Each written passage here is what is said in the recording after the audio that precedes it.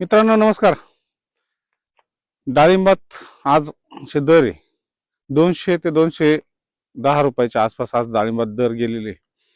मित्रांनो, जर चांगलं काम केलं ना तर चांगलं आपल्याला पैसे होतील, चांगलं उत्पादन आपल्याला मिळेल.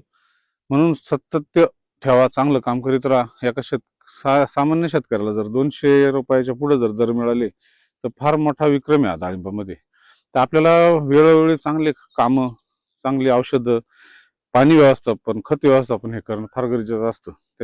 त्याचाच हे रसाळ फळ आपल्याला बघायला मिळतं. आपण थोडा डीएनए आणि आरएनए बद्दल आज विचार करू. प्रत्येक झाडाचा किंवा प्रत्येक माणसाचा किंवा प्रत्येक प्राण्याचा हा वेगळा डीएनए असतो. त्या डाळिंबाचं कसं शरद सीडलेसचा वेगळा डीएनए, सोलापूर लालचा वेगळा डीएनए, परत भगवा, आळंदी, परत भरपूर जाती, रुबी, याच्यामध्ये प्रत्येकाचा डीएनए वेगळा आहे. म्हणजे झाडाचं कार्य एकच, पण सोलापूर लालची वाढ वेगळी, सोलापूर लालची फुगवण वेगळी, याची शरद किंगची फुगवण वेगळी, भगव्याची फुगवण वेगळी, चव वेगळी. याला म्हणतात डीएनए. म्हणजे सोलापूरचं कातड किंवा त्याच्या दाण्याची साईज, दाण्याचा आकार, दाण्याचा कलर, चव किंवा प्रत्येक झाडाची चव म्हणजे डीएनए. त्याच्यामध्ये आपल्याला थोडा पुढचा आरएनए आणि डीएनए याच्यामधला संबंध. डीएनए म्हणजे काय, का तुमचं अनुवंशिकता, का तुम्ही असेच वाढणार आहे.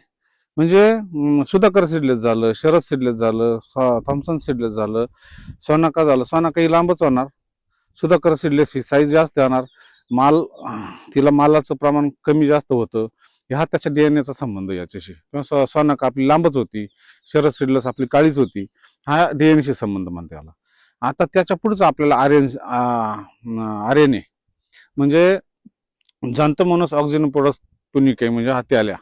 हा जेव्हा येतो तेव्हा विशिष्ट जातीवर तो जास्त येतो. त्याचं कारण का त्या झाडाचा आर्यनेशी संबंध. आर्यने त्याला तो संदेश देतं का नाही देतं. आर्यने म्हणजे काय, आर्यने म्हणजे त्या झाडाला एक विशिष्ट प्रकारे, आता तुला ताण बसलाय, तुला गर्भधारणच करायची, हा संदेश हे आर्यने येत असतं. की आता तुला फळ या अवस्थेत आलंय, तुला आता फुगवण, कलर, चमक, गोडी याचं काम करायचंय, हा संदेश आर्यने हे झाडाला देत असतं. आर्यने हे सगळ्या बाजूने काम करतं. समजा तुझ्या बागेत कुठं मुळं त्याला आला तर लगेच त्याला प्रोटीन डेव्हलप करायला लावतं. झाडाला ते संदेश देतं का तू प्रोटीन डेव्हलप कर, तू आता ताकद तयार कर स्वतः लढायची. त्याला म्हणतात आर्यने. किंवा फुलच लागली तर मग मादी फुलात जास्त रूपांतर झालं पाहिजे किंवा नर फुलाचं झालं पाहिजे.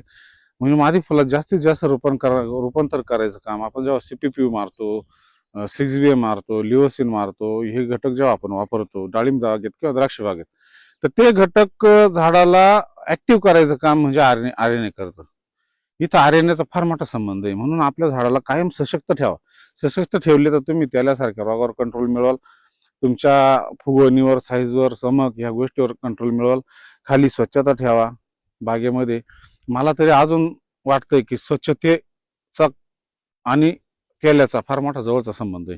आपल्या बागेत चांगली स्वच्छता, हवा खेळती, सगळ्या गोष्टी जर असल्या, व्यवस्थित फवारणी बसली तर आपल्या बागेत त्याल्याचा अटॅक होणार नाही. आता पावसाचं वातावरण तयार होतंय, आधीच प्रिव्हेंटिव्ह म्हणून आपण बागेत स्वच्छता करणं किंवा झाड थोडं स्ट्रॉंग बनवणं, त्याला सीड, तुमच्या चांगल्या प्रकारच्या कॅल्पॅक सारख्या औषधांचे म्हणजे स्प्रे देणं, हे आपल्याला करायचंय. परत तुमचं ह्युमिक ऍसिडचा वापर असेल, अॅमिनो ऍसिड, फुलिक ऍसिड असेल, या अशा ऍसिडांचा वापर करून आपल्याला झाडाला स्ट्रॉंगनेस ठेवायचंय. म्हणजे आपल्याला येणाऱ्या काळात जो पाऊस येईल ना, त्या पावसात आपल्याला थोडस झाड ताकदवान राहील आणि त्याल्याचा अटॅक कमी होईल. जिथं जिथं मी पाहिलं त्याल्याचा अटॅक आहे तिथं स्वच्छता नाही, बागेंकडे पावडरीचं दुर्लक्ष आहे किंवा चांगल्या प्रकारे पावडर बसत नाही, स्प्रेइंग बसत नाही, अशा ठिकाणीच त्याल्याचा अटॅक झालेला आहे. आणि दुसरं डीएनएचा संबंध कसा, म्हणजे डीएनए काही लोकांनी कलमा आणल्या विकत नर्सरीमधून, त्या रोपातच तो त्याला आलेला आहे. इथं सर्वात महत्वाची, इथून पुढे आपल्याला सगळ्यांना काळजी ही घ्यायची का त्याला पसरून न देण्याचं कारण म्हणजे ज्या ज्या शेजारच्या प्लॉटमध्ये त्याला आणि शेजारच्या प्लॉटमध्ये त्याला नाही, कारण तो रोपातच आलेला आहे. म्हणून रोपं घेताना ती इतकी महत्वाची काळजी घ्या का आपण रोपं कोणाकडून घेतोय, कशी घेतोय.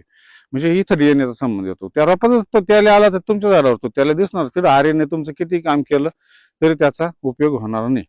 म्हणून रोपं निवडतानाच असे निवडा की आपल्या बागेत त्याला तिकडूनच आला नाही पाहिजे. ज्या बागेत रोपांमध्ये त्याला आलाय त्या बागा एक ना एक दिवस काढावंच लागतील.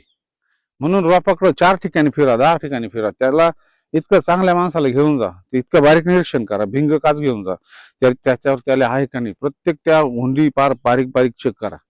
2-3 तास तिथंच घालवा, पण हुंडी चेक केल्याशिवाय हुंडी तुम्ही आणू नका आणि लावू नका. तेव्हाच आपल्याला त्याला अटकाव करण्यासाठी हळूहळू हळूहळू एकदम फास्ट नाही करायचं, हळूहळू आपल्याला त्याचं काम करायचं. मित्रांनो, साधी आणि सोप्या भाषेत माहिती असते आपली. व्हिडिओ आवडला असेल तर शक्यतो लोकांना शेअर करत जा, म्हणजे आपले डाळिंब बांधव ते थोडे काही ठिकाणी माहितीचा अभाव कमी, त्यांना थोडी माहिती हळूहळू भेटेल. आणि हळूहळू हे व्हिडिओ सेव्ह करून ठेवायचं. जेव्हा आपल्याला जी गरज आहे ना त्या व्हिडिओ जर पाहिला ना, सेव्ह करायचं म्हणजे फेसबुकमध्येच त्याला सेव्ह करायचं ऑप्शन असतं. तो सेव्ह म्हटलं तर आपल्याला तो कधीही पाहता येतो. आपल्या पेजवर फॉलो करून ठेवा, लाईक करून ठेवा. काही चुकीचं असेल तर कमेंट करा. काही नवीन माहिती असेल ती सुद्धा तुम्ही कमेंटद्वारे मला सांगा किंवा बाकीच्या लोकांना कळू द्या. धन्यवाद मित्रांनो. व्हिडिओ आवडला असता तर शेअर करा, लाईक करा, सेव्ह करा.